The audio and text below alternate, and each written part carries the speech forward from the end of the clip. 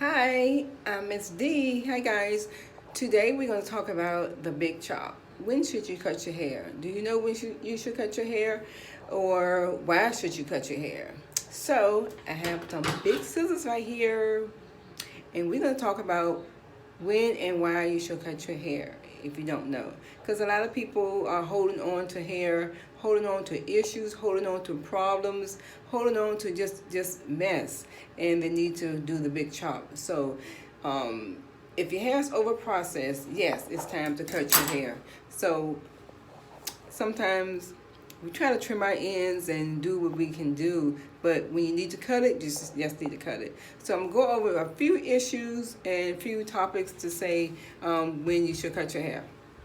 Okay, one of the things, like I said, if your hair is over processed, and you get hair over processed by when you're relaxing it, or when you're coloring it too much, or something like that, and you just need to cut it off. So you know. Oh, I'm sorry, over process means when you are overlapping the chemical process, and it causes breakage and causes dryness, and you should just probably cut it, okay?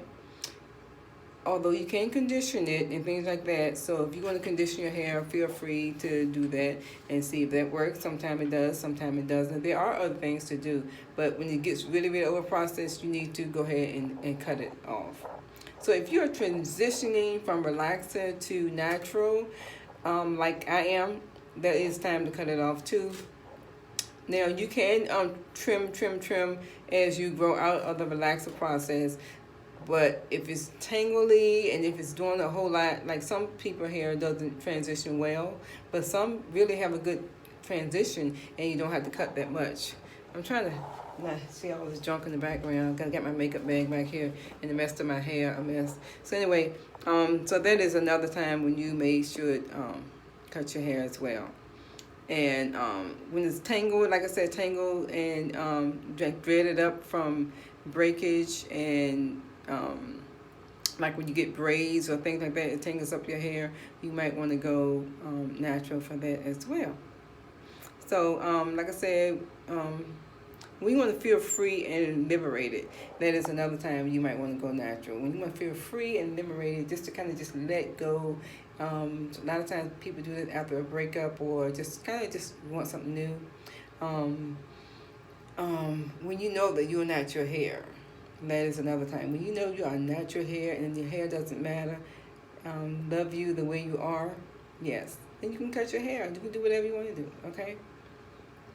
Okay, well, when you're natural hair, when you get in a curl or texturizer, you have to cut any type of chemical out to start another phase. That's another time you should cut your hair as well. So if your hair doesn't curl well, if it's lying down limp and you curl it, it doesn't perform well when you get in the curl process, or if you are just hot curling your hair with a flat iron or a curling iron, then you can cut your hair as well. So those are some of the things, basically, or if you have an alopecia and things like that. So those are some of the things you need to cut your hair for. So we are going to do the big chop today. So I want you guys to remember that if your hair's limp, not performing like you want it to perform, or if you want to just try something new, then cut your hair. Let's do it.